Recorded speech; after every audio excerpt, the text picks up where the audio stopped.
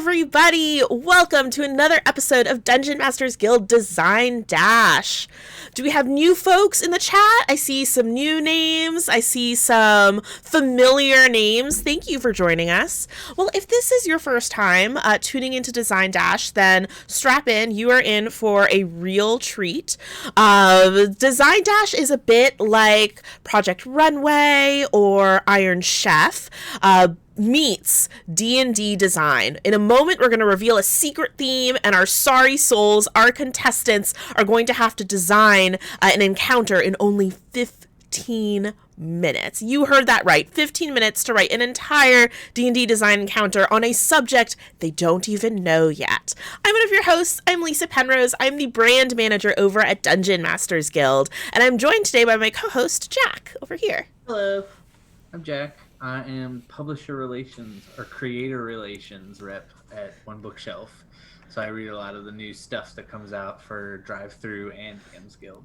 One of these days, I'm going to toss to you, and you're going to get your full title totally right. But it keeps changing. It's changed like 3 times. Yeah. Jack, thank you so much for joining me today. But without further ado, let's introduce our contestants, shall we? First, a familiar face in the Dash arena at this point. Kai, introduce yourself. Hello everyone, I am Kai Linder. I'm a writer and editor on DM's Guild, returning for the 3rd time because I'm a glutton for punishment. Fantastic. Kai is especially known for some amazing subclasses that are up on DM's Guild, musical subclasses. You may have seen in the opening screen the musical subclass bundle. So if you love your player options, definitely look up Kai's work. Kai, so this is your 2nd time returning, your 3rd time in the arena. What's your secret? How do you keep coming back? That I don't know. People keep dragging me back. I think it's just a willingness to let weird ideas hit the page has got me here. That and the secret editing powers that mean I don't need to reference things too much when I write. Ah, okay. Secret editing powers and get weird. That is some good advice for Ashley and VJ. Kai, can't wait to see what you design this month. Ashley, hello. Tell the folks who you are. I'm Ashley May. I am primarily a lore writer. I love creating fluff and lore and all those little details that help flesh out a world. So I don't know what I'm doing here because adventures and mechanics are really not my jam, but I'm gonna do my best. Well, can't wait to see what little microcosm of a world you create in 15 minutes. So tell me, you heard like, hey, do you want to come to Design Dash? What do you want to be in the arena? What did you do to prepare for your time here? Well, I did the best thing you can possibly do in the DM Skill community, which is climb onto the shoulders of giants. I reached out to other alumni of Design Dash and said, hey, what have y'all done? What are some advice you can give me? And I got so many great tips from so many other people who've been through this before. And I feel like Sadie just kind of like pulled out like a 12-inch thick playbook and slammed it on the desk and said, here's what you do. But I've got my Google tabs all lined up with my references, and here's hoping. Oh, Sadie, another contestant who arrived back in the arena, thrown back again and again and again. Kai I believe that she is in the chat. Kai, she might be coming for your, or he might be coming for your title. And last but certainly not least, we have VJ. Hey everybody, I'm VJ Harris. I'm a freelance writer in the tabletop role-playing space. I mostly do DM's Guild things, but have a couple things coming out on the Drive-Thru RPG with other people. Most people probably know me for an elf and an orc had a little baby with Adam in our like recent product. And I'm super nervous and super excited to be here. Oh, well, we're very excited to have you. So tell me, you mentioned a little bit of the titles that you're known for. What do you think of your design style is going to come out today under this 15-minute challenge? It's probably the thing that's probably gonna show up in this 15-minute challenge is at least one aspect of the challenge to be like, wholly unique from like what we typically think about for like whatever monster or thing we're doing. Like I guess I like to say I like to dig deep and do something a little wild with things sometimes. So that's what I'm expecting. Okay, all right. I'm excited for things to get both weird and wild. Those are the perfect ingredients for a design dash, I think. So we are getting ready to reveal the secret theme, but before we do, chat, you play a very important role as well. During the 15 minutes, Jack and I will be chit-chatting. We'll be reading the live chat as well, and you can help us put together a rubric upon which we will grade our 3 contestants. We need your help figuring out what the grading system will be. So 1 to 5 blank, so 1 to 5 stars, 1 to 5, what was it last time? It was 1 to 5 genetically modified good berries. You can get really weird and wild with that as well. And then help us come up with 3 categories on which to grade that are related to the theme. Okay.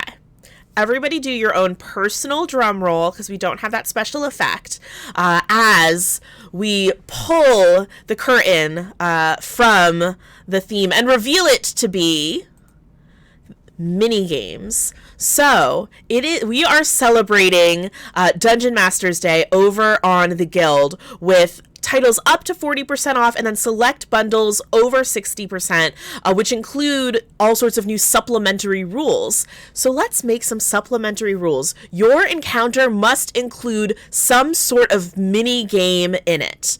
How you want to interpret that is totally up to you. I see that we have 11:07 on the clock, so that's 11:20 or 22 past. I'll give you to 23 past for your design. Everyone, get set, dash away. All right. Oh, folks are saying my mic is capping out pretty bad. Thanks, the main. Let me adjust. Oh, actually, I'll just adjust it in OBS. Bring it down. I appreciate that. I tested everybody else's sound levels, but not mine. That should be much better for you. I can get pretty loud and excitable, too, once we're live. So, Jack, what do you think of the theme, minigames?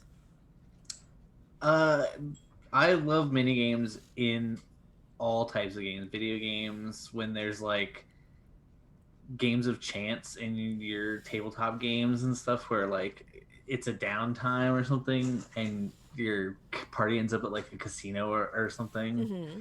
It's super fun. And I actually I ended up picking some titles to like highlight during today's that reminded me of video games. So it's funny how that kind of works. What? Okay. Well, let's talk a little bit about what's going on as folks throw us rubric suggestions in the chat. While you do, Jack, what's going on at the Guild right now? So it hasn't been that long since we last had. That's true. Not a ton of stuff has come out. It wasn't but there has been some really cool stuff. One of which was pull up my thing here.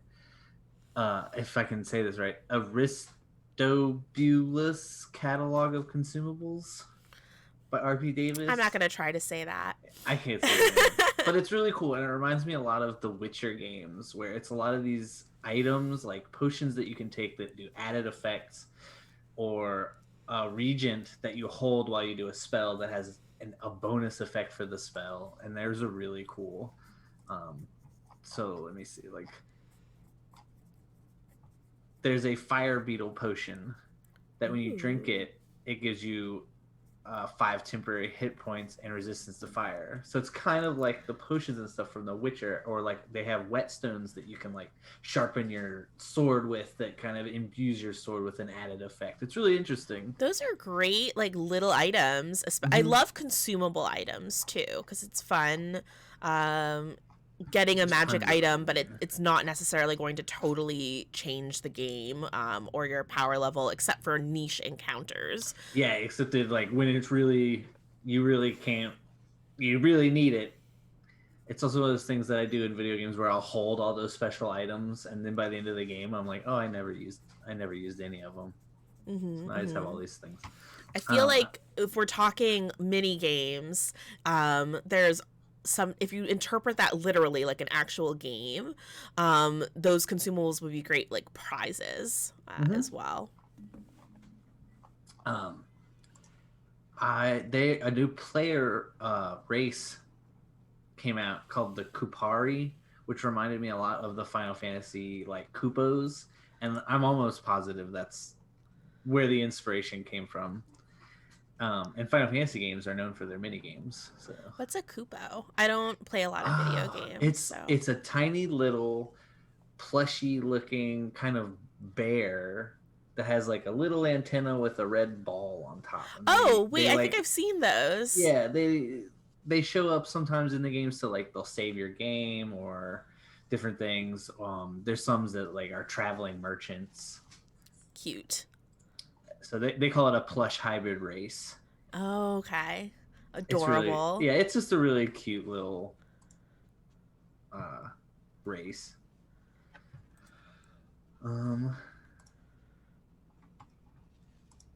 Then one that came out today is called Godsend.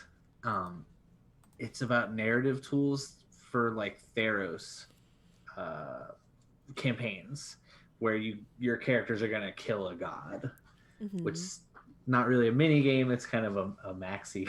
It's the big game. Maxi game. But I thought that was really cool, probably because it reminds me of like the God of War games that have come out. That's really cool. Yeah, I saw that pitched on Twitter, kind of drumming up hype. And I'm very excited for that title. I'm so glad it's finally dropped. The pitch is sort of, these are ideas for when gods have died, what you do from there, what an epic story you can tell. It's really cool, and I'm always excited when people make things for Theros. I feel like it's often kind of left behind, but I think it's a really cool setting. Let's take a look at some of the awesome suggestions that are filling up the chat. 1 to 5 microtransactions. Oh my gosh. 1 to 5 V-Bucks. It's just, they all just make Fortnite mini games. 1 to 5 plastic carnival coins. I love microtransactions. My goodness. 1 to 5 knockdown clowns. Oh gosh. 1 to 5 Bowser spaces. Do you have any preferences so far? Something that's really I like to 1 you? to 5 microtransactions. Yeah, I really like that too. That's what we're gonna choose. 1 to 5 microtransactions is our rubric. Circle that. All right, and then folks, throw some categories our way. I see the Willy Boo's on top of it. Not his first dash in more ways than one. Rubric, most rewarding to the main game. Best video game throwback. That could be like a fun secret category. We've been doing secret categories lately. Yeah. I like the Willy Boo put most likely to be so addictive and replace the main game. Ooh. Has happened to me in video games where they have a card game that I'm like, this is better than just continuing to play. I like that too. Let's see. I've got so far most rewarding, which I feel like could be interpreted different ways. So I like that. Most likely to replace the main game. Let's see. This is just rubric. This is just Magic the Gathering.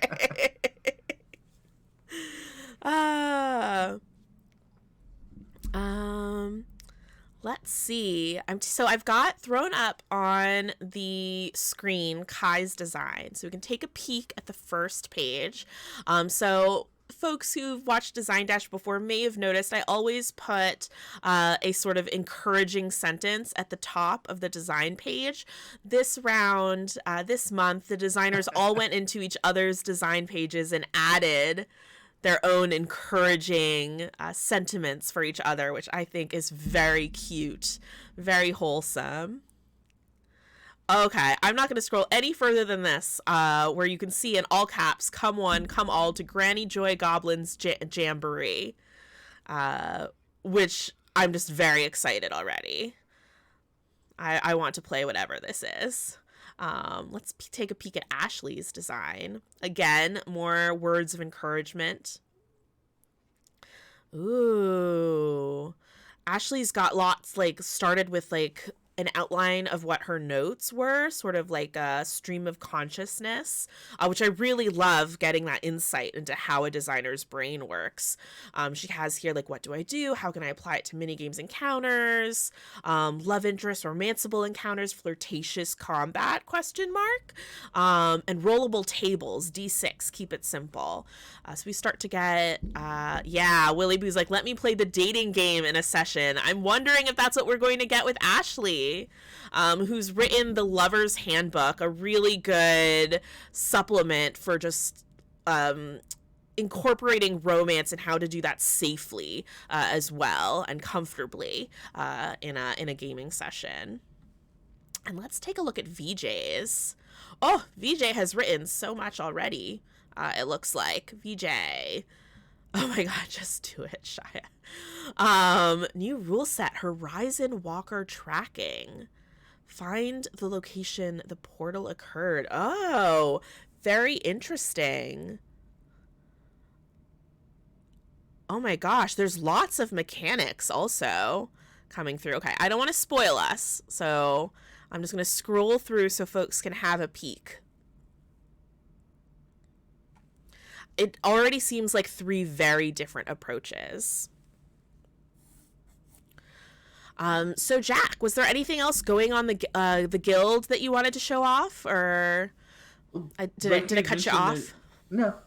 There was Steven had released his adventure from that started on Design as Master of Pages. Yeah. And it's really cool. Yeah, if you loved the episode Blank Escape from the Library, you've got to check out Steven's Master of Pages adventure. I forgot to link these in the chat. Ooh, yeah, toss some links in there. But yeah, other than that, I mean, like I said, it hasn't been that long, so there hasn't been a ton of time for me to... Yeah. As I mentioned while I was revealing the secret theme, we do have a special Dungeon Masters Day celebration going on over on the Guild. So pretty much any title that's older than 30 days, almost any title, there's a possibility a creator opted out of sales, I suppose, but they will be anywhere from 10% off to 40% off. So if you've had titles on your wish list for a while, this is a good time to pick them up, or maybe even ask your dungeon master or see if they've been tweeting about the sale and surprise them with something that they're eyeing. I think that would be a lovely surprise. I mean, the nice thing about the Guild is that you can get full campaigns and huge supplement books and anthologies, but you can also pick up a player race, a small rules supplement, just a couple dollars, and also maybe even 40% off right now. Yeah, and we also have the 3 bundles that are like specifically kind of designed around helping DMs set up their games on deep discounts. So you get a bunch of titles for like almost 70% off in these bundles. Yeah, there's 3 of those, each for, my favorite one. I don't know if you have a favorite bundle, but my favorite bundle is the Enhance Your Downtime bundle, which is all focused on downtime activities. There's a guide to fishing in there. Those are like fun things where things you can almost kind of do between sessions as well. Or if you just want to have like a really wholesome session where everyone just goes on a fishing trip and nothing goes wrong. Yeah. See, the opposite. I really like the Enhance Your Sessions bundle because it comes with a lot of traps and like things to kind of like throw at your players, because it has like the Puzzle Master and Jarlaxle's Guide to Traps. There's a bunch of cool stuff in there with traps. Yeah, so any flavor of gameplay that you like, I feel like one of those 3 bundles will appeal to you. And every single one of them is over 60% off right now, so it's a really good deal. I'm going to take a peek. So we've got most rewarding, most likely to replace the main game. I'm going to scroll up and see. I think folks just got really excited about seeing people's encounters and started talking about that. Folks, we need one more rubric category. One more.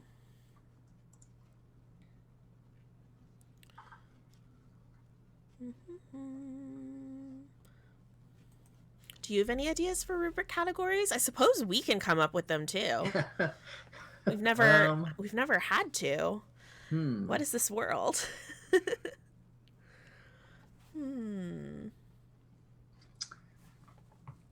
Most. I kind of want to do most mini. The tiniest The mini game. tiniest mini game. Chris Hopper says most difficult to quantify. That's actually a good. I don't know if they meant that as a joke because they put a little laughy face at the end, but that's actually a good suggestion. Most player characters belonging to a player character. Fastest mini game. Most mechanics incorporated. Oh, that's interesting because it is like new rule sets. Oh wait, Willy Boo's like, oh wait, does that mean you have like a very special suggestion for us? Extra wild, extra weird. Most dice rolled. Oh, that's fun because we could like keep track of the rolls people have to make. I like that. That's fun. Most dice rolled. I think my suggestion of miniest game is a close second though, just beat out by most dice rolled. Secret rubric. Rubric most likely to frustrate the players. Have you ever played a Oh, sorry, what were you gonna say? I was gonna say sometimes minigames are really frustrating in games. Yeah, because they're not part of the main quest or whatever, and you're just like, but I have to beat it. Have you ever played a minigame in a D&D session? I've played card games where like not everybody could make it to the session, so like it was kind of like a downtime, like, okay, well, your characters end up at the pub and we're just gonna play cards and role play.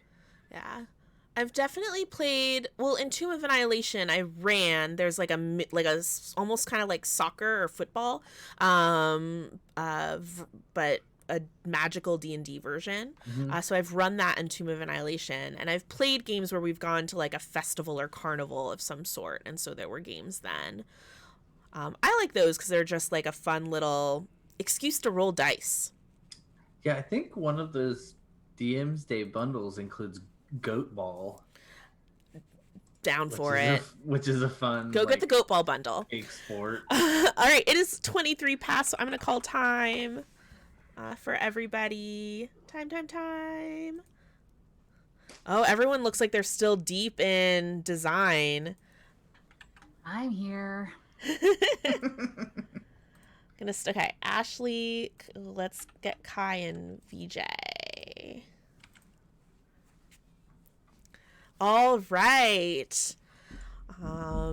We took a peek at everybody's designs during those 15 minutes, and we're really excited by the different approaches that everybody had. Was that what you expected from the Dash?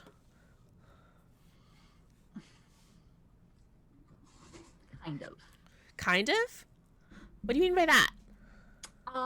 So I will admit I did a lot of research. Like I said, I climbed on the shoulders of giants, asked people for advice. I was not prepared for, it's absolutely going to be an encounter. So my preparation was spread across all kinds of different things. Like, what if it's a magic item? What if I'm making a subclass? So I walked into this and went, I should have focused more. Well, I'm excited to see what you designed. Everyone saw that you said you had I love that you included notes. Well, you know what? We're going to get to everybody's design, so I'm going to save those comments for when we get there. Let's present some mini-game encounters. Kai, we're going to start with you. I'm going to unhighlight.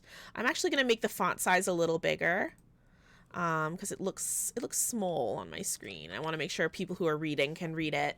Kai, walk us through your mini-game. All right. So as you can see, panicked at the start, as one does. When in doubt, I've fallen back to sort of using some goblins and then decided, you know what, not only goblins, let's throw a hag in there. So we've got Granny Joy's Goblin Jamboree. Granny Joy is a mysterious and very trickily named night hag who runs a circus in the astral realm. She shows up with her circus run by goblins in town, kidnaps all the children, shunts them over into the astral plane, and sets them to work doing all these ridiculous circus games. I would not risk asking her why, so I'm going to leave that there. I don't want to get forced in there myself. So obviously, all the children vanishing all of a sudden from a town is bad news, and it tends to pull visitors in. There's a pink goblin named Lysa, who is willing and who's left behind and willing to open a portal into the circus, because it's always interesting throwing a spanner in the works and seeing how things go. This must be about having fun, right? So all the characters are allowed to enter, but as soon as they enter the astral plane, seeing as she is in control of all this, everyone reverts to their child selves. So everyone who goes to this big jamboree reverts to maybe 9-10 years old. They keep their class features and such, all their spell casting. Their clothes definitely don't change with them, so everyone's wearing their big baggy clothes, or they have to carry around their big piece of plate armor. So they get dumped into this big circus run in the astral plane, which, for those of you who don't know, is a place that's kind of linked to dreams, which means that it's possible sometimes for creatures to make things reality just by thinking or dreaming of them. And goblin fantasies run kind of wild. So this is the perfect place to let them make a very bizarre place. So I started throwing out a few kind of quick little things that can be done in there. To start with, we've got the head maze, where the kids get sent into the minds of one of the goblins and have to race through it. Treating this one as a skill challenge, with everyone offering different abilities, taking turns offering different abilities they can use to try and get through this maze. The DM deciding how difficult that is, and going and having them make the check, saying things like you need to get 10 successes before 3 failures if they want it to be quite hard. It's full of challenges from this very, very sleepy, dreamy goblin that includes swarms of vicious rainbow sheep, gargantuan blankets too cozy to leave, and the loveliest smelling hot chocolate you ever did smell. So obviously there's some severe challenges for children trying to get through this, because I mean, some fantastic hot chocolate would definitely get me. The next one is I messed around with musical stuff all the time, so Battle of the Bands popped into my head. Threw that in there real quick, said everyone functions as a whole kind of party. You just average everyone's health together to keep the numbers from getting too high. People get to make actions to make performance attacks, kind of, allowing for performance to be used or for players to kind of propose different ones. Namely, I've said that attack rolls should be based on wisdom to try and outmaneuver your enemies, that is the competing bands. Charisma to help you rally the crowd, and intelligence to kind of blend all this together and try and make all this mess make sense. Of course, the twist here was that no one is allowed to play an actual instrument. So you got to play a fish or swipe bits of cotton candy back and forth to try and make noise, clap on different things. So attacks deal damage to the enemy team's kind of band morale or stamina, so no one can actually die. But you use these attacks to play your instruments and jam kind of like riffs at each other. And from there, you can also try and make additional kind of flourishes, proposing skill checks for yourselves to make things nice and variable and keep them spiced up. Though it's a risk, because if you fail a flourish, it might give the other band opportunities, for example, give them advantage on their next attack, or the crowd to start to turn against you. If someone jumps up and tries to pull a glorious solo and face plants, that's not going to do too well for you. Then I threw in Whack a Quickling. Quicklings are little fey creatures that have, off the top of my head, something like 120-foot move speed and are ridiculously fast. They have like a 28 dexterity or something like that. Oh my gosh. So we've got a goblin here named Kiser, who hands out these giant fans for people to try and hit the quicklings with, because you got to give people some chance, don't you? These are still just children, so everyone gets to run around swinging about with these giant fans, making contested checks against the quicklings' acrobatics, which is a very difficult endeavor. Or they can take their turn to kind of swipe back and forth and create lines of gusting air to try and control where the quicklings go and set their friends up for success. Oh my I gosh. threw it. Next, I went with the miniest game, where everyone is shrunk to tiny size and has to race on a scavenger hunt around to see who can collect the most specks of dust in whatever given amount of time, which is left behind by a goblin very creatively named Dusto, who he likes to collect dust and he happens to track it behind. He doesn't know he's part of this game. We then have, finally, Sticks and Stones, which is kind of a childish insult off, where you have to take turns using your action to say an insult, and the more childish and nonsensical your insult is, the more damage it does. No swearing is allowed. That's adult stuff. So the dumber it is, calling people a doo-doo head or a dummy, or just repeating what they said back at them, is clearly the height of wit. So you get to go back and forth seeing who can out-insult each other with childish insults. That is as far as I got. Kai, you grow more powerful each time you come into the arena. Someone in chat, was it Steven? Yeah, Steven said it should literally be illegal for Kai to write this much in Dash.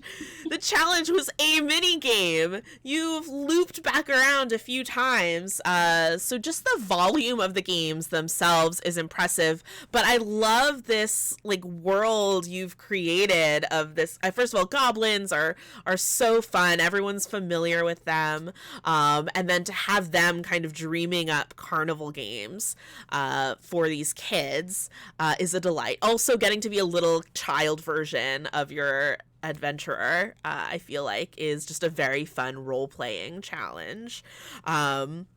I totally forgot to read what the rubric was for folks. So now I think is a good time to do that while I remember.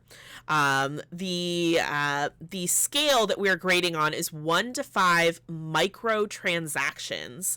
1 to 5 microtransactions, and we have 3 categories, which are most rewarding game, most likely to replace the main game because it's so fun, and most dice rolled. Now, as you were reading that, and I was also reading along with you, I gave you a microtransaction per called out skill challenge, even if it didn't call for a dice roll. If it calls for dice rolls, I'm going to count each occurrence of a dice roll. So for Kai, for example, I guess it's just on a scale of how many dice rolls I think would probably be easiest. There were 9 dice rolls from in Kai's encounter. But Jack, what were your thoughts on this carnival bonanza? There's a lot going on. I felt like the kids when you go into the county fair and there's just so much to do, and where do you go first? And instead of just a mini game, you came up with 6 mini games. Yeah. Someone in chat says Kai is the quickling. That's his secret. Yeah. Do you have Kai, do you have one of these mini games that you were most excited about that you wrote? I think I would have the most fun with the child insult off. I think players would get the most carried away with that one. I think there's a lot of value in the other ones, but I think that's the one that players would just get carried away with. I can imagine it getting very ridiculous at the table. As you were writing, so this is your 3rd time in the Dash Arena, so I'm wondering if it felt different for you. I know when we were backstage, you were the nerves are always a little bit still there. But once you're writing, did it feel easier this time or just different, and how so? I think this one took me the longest to get started with an idea. I think last time I just kind of knew instantly what I was going to do. So this time I took a couple minutes to actually think about what I was going to do. So this one was a bit more, I'd say this one was a bit more halting because I was jumping across little mini topics as well. Mm-hmm. So I was kind of scattering about instead of kind of just a smooth flow of just brain says this, go, go, go. Mm-hmm. So it's a little bit more scattered this time, but still Always good fun. Yeah. I'm curious because we only looked at everyone's first page during the dash, so we wouldn't have spoilers. Did you create like an outline of different ideas, like the titles, and then go back and fill them in? Or was it work on one idea, then work on the next one, etc.? Yeah, it was for the most part just a flow of consciousness as much as possible with an occasional pause. It was literally just type, enter, enter, next one, type. Okay. That sounds like the dash. That sounds like a good description of the dash. A flow of consciousness with the occasional pause. I did spend about 2 minutes trying to think up a name for a hag and being like, this one's too evil. No, this is too much. That's true because they're dealing with children. They can't be too scary. All right. Jack, shall we talk rubric? So we know that there are 9 microtransactions in terms of how many dice rolls were called for. How would you say this, how rewarding would you say this is in terms of 1 to 5 microtransactions? Rewarding and fun vary. No prizes mentioned, though, at this carnival. I guess your freedom? Were you stuck in something? You are stuck in this dream plane. Did it mention that they get freed if they... No. It doesn't. No. This is their lives now. Let's go back to the beginning. Yeah. So my guess is that they eventually get to leave, but it doesn't say that, so I don't think we can assume. As far as like rewarding good times. Yeah. I'm going to say, well, that's almost more like the second rubric question. So I'm going to say, because I do think the kids will have fun and they don't get injured or anything, so it's not like a terrible place to be, I will give 2 microtransactions for this. So 2 microtransactions for Kai. Taking notes because this is a very serious game show. What about most likely to replace the main game? Pretty likely. I mean, if you got sidetracked by this in the middle of a campaign, you would spend probably at least an entire session just playing through different mini games. And as we talked about, there's no way to escape, so it would absolutely have to replace them. Yeah. I agree. I think this sounds pretty fun, especially because there's such a variety of games that you can try. So because Kai is the first contestant and I want to leave room for the other contestants, I'm thinking a 4, maybe 4.5 microtransactions. Okay. We're going to say 4 just to stick with whole numbers. And as mentioned, there were 9 dice rolls. All right, let's prepare to move along to Ashley's minigame design. Kai, thank you for presenting. All right, Ashley, take us away. Oh, before you start, I do want to say I love that you included sort of your thought process notes at the beginning. That was really great to see that process, get that insight into how your brain works. Kind of felt like my brain was going in so many different directions that if I didn't get it on paper, I wouldn't even know which direction I was going. So it's like, okay, what do? I do these kinds of things. Let me write those down. How can I apply them to this? Mm-hmm. So basically, as soon as you mentioned mini games, I'm like, I wrote festivals, feasts, and fairs. I got this. And then I didn't got that. So I started trying to wrap in other ideas that I've done, like the Lover's Handbook, because love interests. Let's see if we can gamify that. And like rollable tables, I did a ton of those for I had to go because. So yeah, let's move in that direction. So I wrote a day at the carnival. Carnival shows up at a nice little normal town. Most of the towns showed up for this. And you go and you see the most attractive half-orc bard that you have ever seen in your life. Like they're gorgeous. And on a wisdom perception check, you notice how lovely their shimmering fangs are and the depth of their green eyes. And you notice that they are not having a good time right now. And you want to turn that deadly frown upside down. So they're lingering around a milk bottle tossing game. And you got 5 copper burning a hole in your pocket and you feel lucky right now.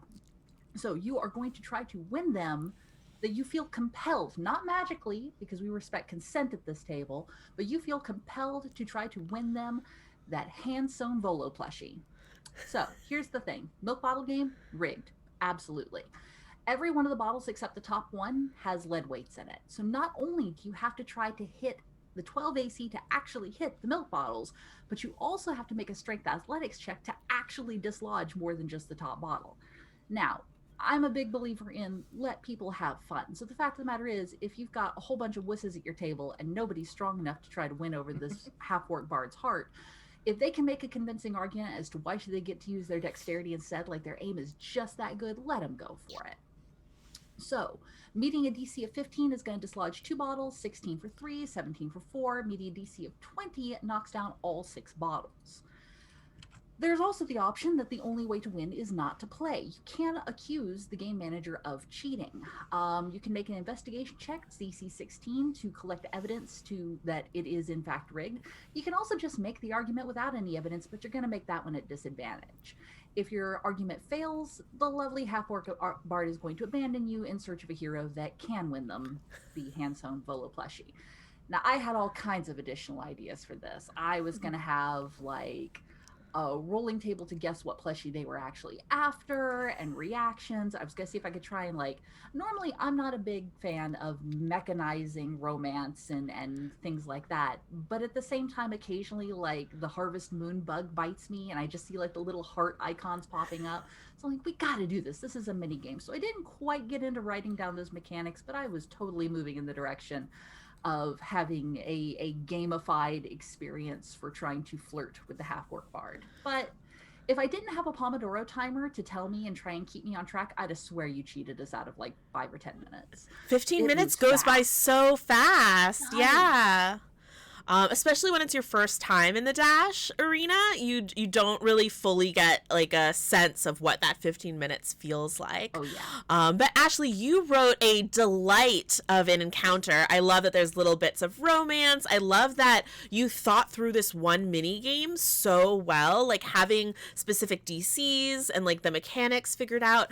I love that you thought about different approaches. In terms of like the party makeup just might not be well suited to this game. Here is another way that you can do that, or you can bypass the game altogether. I think that is a great way for designers to think about any encounter, really, but demonstrated really well around this one little mini game encounter that you wrote. So I think that's pretty cool. I was going to ask if you had more time what you would focus on, but you've touched on that already, which I will say, Jack, I don't know if you noticed, it unlocked our secret bonus category in the rubric, which was best video game throwback. You are in the running for best video game throwback with that Harvest Moon mention there. Jack, what were your thoughts on the encounter? I like that you did a little bit of formatting with like a little box. Yeah, bonus points for making a little box. Oh, I am such a sucker for info boxes. But way yeah, overuse of info boxes. I totally get where it's heading to, like the dating sim mini game in the game, and that's really fun. Different ways to kind of woo your chosen suitee. That's really fun. Plus, I imagine the dating game would all happen at this carnival.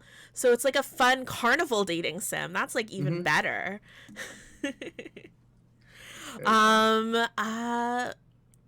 What do you think you would have changed? Like if folks vote for you to return to the Dash arena again, what do you think you would change in your approach now that you know what it feels like to do a Dash? Probably instead of having a Pomodoro timer in another tab, I would have it on my phone right in front of me so I can watch those seconds and like help better budget my time. I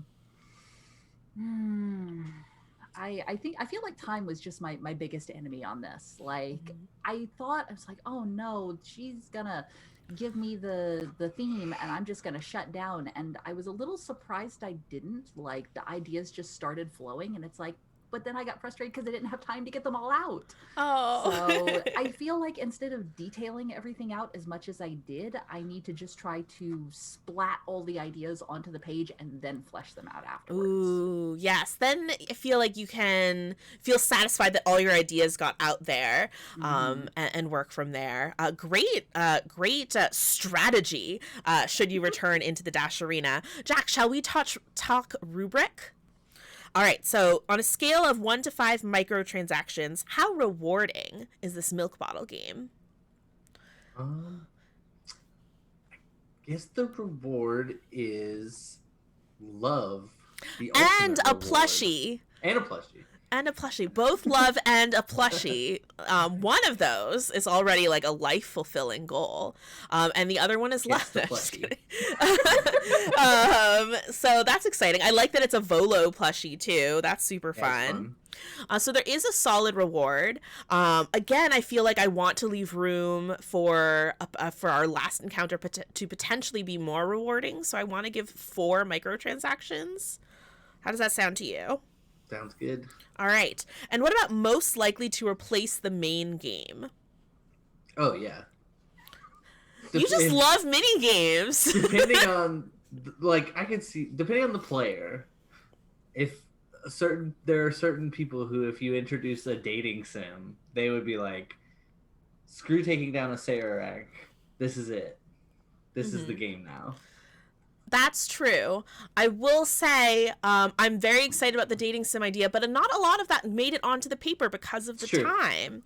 Although this orc is described in a lovely way. Shimmering tusks. Wow. So if we go with just the milk bottle game,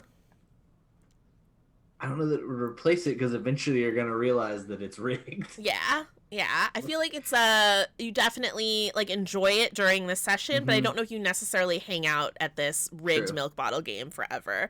So I feel like maybe 2 microtransactions, maybe 3. What do you think? Yeah, I'd say like split the difference in 2.5. All right, whole numbers out the window. 2.5 microtransactions. And I was counting rolls throughout, I imagine there'd probably be lots of having to roll again and again, like you're throwing rings over and over again. But because we don't know how big the party is, I just counted each roll that was called for calling out that rolls are made with disadvantage. I actually gave that 2 dice rolled because that you were rolling 2 dice, and I liked that it was that mechanic was included. So that is a total of 5 dice rolled.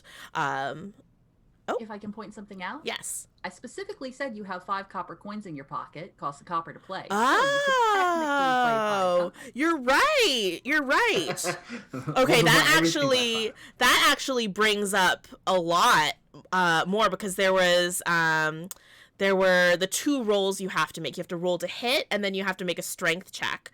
So that's adding 8 more. What a shakeup. We're now at 13 dice rolled. Very exciting. Ashley, thank you so much for sharing that with us. Thank you. Yeah, VJ, walk us through your mini game. Ooh, let me make it not red anymore. Too scary. Okay. So I went along the lines of, like you mentioned, we're doing the DM's Guild week, and a lot of that is new rule sets and whatnot. So I was like, okay, let's think of some new rule sets. And I went with expanding on like the Horizon Walker Rangers like portal tracking abilities. Oh, cool.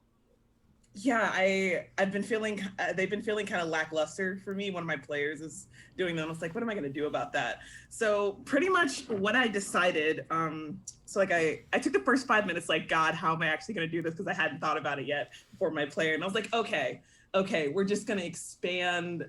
We're just going to expand it. It's going to be fine. So the first part where this comes in is it's broken down into like, let's see, I think it's 4 parts. So the first part is finding the portal itself, which Horizon Walkers have a feature already called Detect Portal that let them do that.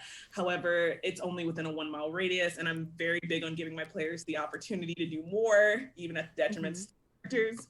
So first thing is highlighting they can do the Detect Portal ability within a mile, and then the next is if it's outside of 1 mile, they can still try to pinpoint it with a number of spellcasting checks, which is spellcasting ability modifier plus proficiency bonus, to determine where it is. And as the portal is progressively further away from them, not only does the DC go up, the number of rolls you have to check to like try and figure it out, and it also comes with more negative effects. So I give them a freebie. If you try to find it at a portal that's 2 miles away, you're not going to have to roll an exhaustion table. But anything after that, you gain 1 point of exhaustion. If you fail a Constitution saving throw, you gain 1 point of exhaustion for every mile after 2 miles. So they could theoretically, scary, right? I like options and I like consequences. And then so after they've like found the portal, they're still also then determining what kind of portal it is. And I know like whenever I think Horizon Walker, it really makes me think that like they're in tune with any type of magic that like moves somebody from one place to another, even if it's not just like plane shift, but also like teleportation or like dimension door, because just in my mind, like all of those are some type of portal, even if they're not like literally shifting them to a completely different place. So it the Horizon Walker can like take some time and determine what kind of portal it is, just to give them more information on how far the person could be away from them. And it's basically the same system as like the spell magic or a counter spell. It's 1d20. The DC is like the spell level plus 10. So in order to determine like what kind of portal was made, they do need to make another spell casting check equal to the spell level plus 10. And I've listed out exactly what those are. And that's if they're short on time. Now, if they want to like pause, take some time to really figure that out, they can take a short rest and do so. It might wind up with the person getting away quicker, but whatever, like they can make that choice. And then the next bit is determining where the portal ended up. So it's after they've like figured out what type of portal it is, they're still sitting there taking time and rolling either a perception or investigation check. I'm not using their spellcasting modifier, so it doesn't really matter which one, just how the DM wants to flavor it. And they'll like get like little glimpses of where the portal might have wound up. Nothing like not like a scrying spell or anything, but just like, oh, that looks like wherever. If it's a major city and it's like, oh, that's in the great city of Amon or something. And then finally, where I think the most fun comes in is trying to reopen the portal. So essentially, this is a contest of wills between the Horizon Walker and whoever cast the portal initially. So it's 3 contested checks, and they're going 3 contested checks. Probably going to want to roll initiative for this. They're going back and forth, and it's best 2 out of 3. So best 2 out of 3 base, and the DC is just whoever has the highest roll out of that. And it's their spell casting checks, but a kink that gets thrown in there is that while they're trying to like, one's trying to reopen the portal, one's trying to close it. It is, even though it's a contest of wills, they're messing with like the fabric of reality and tearing things open and trying to keep them closed. So like little tears might be happening that aren't where the portal originally is, letting other creatures in. So from different planes, which I ran out of time to really determine like what the CRs for the different ones per like all 3 rolls would be. But yeah, that's pretty much. Oh, and the stronger the spellcaster, the higher the bonus they get to their contested rolls. So a 3rd level Horizon Walker could go up against a 20th level wizard. Probably not going to work, but like you can try. This is so fun for a dungeon master who has a Horizon Walker who's part of like a long campaign and wants to make their character feel special, or do something special for their character, to have these like extra rules layered on to add so much more flavor and epicness to that character. Like that just, I think that's so thoughtful as a dungeon master, let alone a designer, which you are. So that I think is when we get to it, very rewarding. Maybe the most rewarding thing. Yeah, that's it. That's all. That's like and that is the grand end. Well, I guess the grand end is like what happens, like, oh, actually, no, I'm sorry. The last part about the, like the ripping out the fabric of reality. If the Horizon Walker is by themselves doing that, they'll have disadvantage on the roll because there will be creatures pouring out trying to like attack them, depending on what the plane they ripped open is. Yeah, just the plane they ripped open. Oh my goodness. So if you had, say, not 15 minutes, but even like a week to leisurely like edit and go through this, what do you think you would focus your attention on more?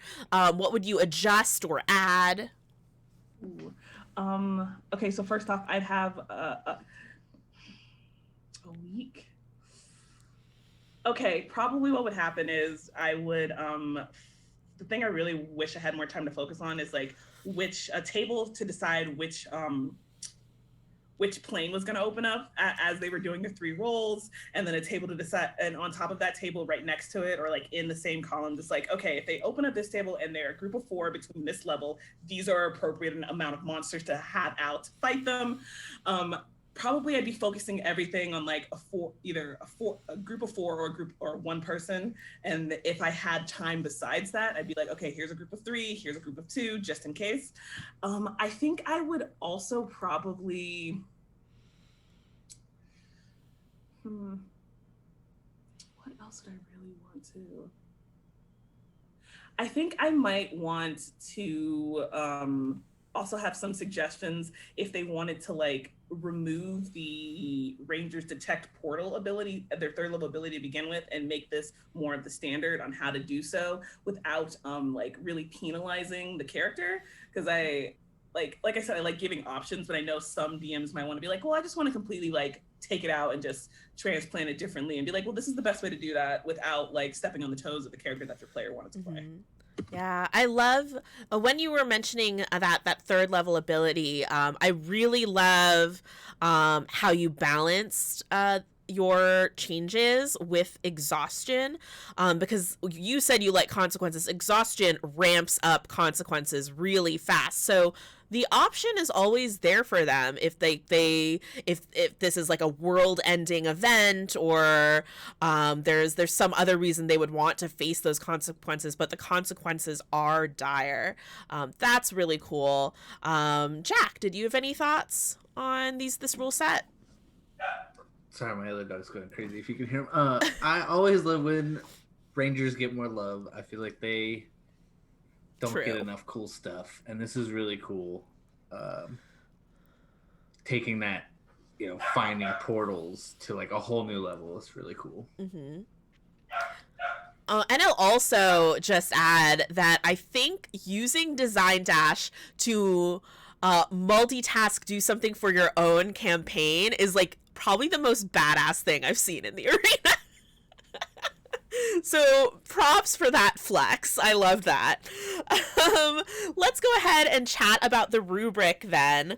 Jack, how rewarding would you say this rule set is? I mean, for the player, it's very rewarding. Yeah. To have your DM like do a whole new thing for your character. All these custom rules for your character class. Like, I think that's probably like the most rewarding thing, like feeling like your dungeon master really cares about your character. And all dungeon masters put in so much effort for their tables, but this is above and beyond. I want to give this 5 microtransactions. 5 microtransactions. What about for replacing the main game? I don't know that it would replace the game. It would be a really cool kind of, I guess it would be like an encounter kind of. It would finding everything and then pinpointing it and determining what it is and then trying to close it. It would be really interesting, but I don't think it would replace, Yeah, I think I agree with you. I feel like by the nature of it, it modifies the game, the way D&D is played for one particular character class. I maybe would just go in the middle for a 3, since it wouldn't be every character, but if you are a Horizon Walker, this definitely modifies the game for you. I was counting checks that are made, and I even added one more for the disadvantage. As a reminder, right now our reigning most dice rolled is Ashley at 13 dice rolls. Counting VJ's dice rolls, I got 12 dice rolls with that disadvantage. So we are, that's a bit of a spoiler, I suppose, as we do outros, and we award our superlatives to everybody for their mini games and new rule sets. But a reminder to folks in chat that right after this show, I'm going to go onto the Dungeon Masters Guild Twitter at DMS_guild, and I'm going to make a poll so that you can vote for one of these lovely designers to come back in April. We are now on the first Friday of the month. So you can vote for your favorite design or designer to come back and face the challenge in the arena again, or punish them to face the challenge in the arena again. Up to you. Totally up to you. Let's do our outros in reverse order. So VJ, congratulations. You are our most rewarding new rule set. Well done. Well done. Tell folks who you've been and where they can find you.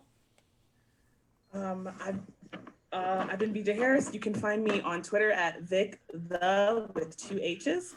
You can find me on TikTok at VJH Creations. And in both those places, I have a link tree which tells you every possible place you could ever find me. Oh, I love that link tree. Thank you so much for being on the dash with us today. Ashley, you are most dice rolled in your mini game, so well done. Plus, best video game throwback. Thank you. So tell folks who you are and where they can find you. I'm Ashley May. You can find me on Twitter at Ashley May Writes, and I am working on a card, and it would have been really smart if I'd gotten that done in time to promote it right now, but you'll also be able to find that on my Twitter. So check me out there. You can find links to all of my products on the DMs Guild and other things I've been doing through Drive-Thru RPG, and yeah, hopefully I will see y'all again in the future. All right, thank you, Ashley. Kai, you are our mini game most likely to replace the main game. So congratulations. Tell folks who you are, where they can find you. Hi, I'm Kai Linder. You can find me on Twitter at Parallel. Should be right above you there. I will be having my final musical subclass, the Music Domain for Clerics, coming out on March 8th, and I will also be on a podcast, Making a Monster, releasing that same day as well. So if you're interested in hearing any more from me, those are some good things for you to check out. Oh, that sounds awesome. I can't wait to check out that podcast. Thank you for being on the arena or on the dash with us again. Jack, do an outro. Me, an outro. I'm Jack. You can find me at Jack's Not Funny. I read lots of stuff that gets posted on DM's Guild and Drive-Thru RPG. I don't have anything crazy coming up at the moment, so come back the beginning of next month to find out more. And I am Lysa Penrose, the brand manager over at Dungeon Masters Guild. You can follow me on Twitter, Twitch, all the places at Lysa Penrose. And you can follow Dungeon Masters Guild on Twitter and Instagram at DMs_guild. Or you can look up the group on Facebook. We have a group for creators and also a page over on Facebook.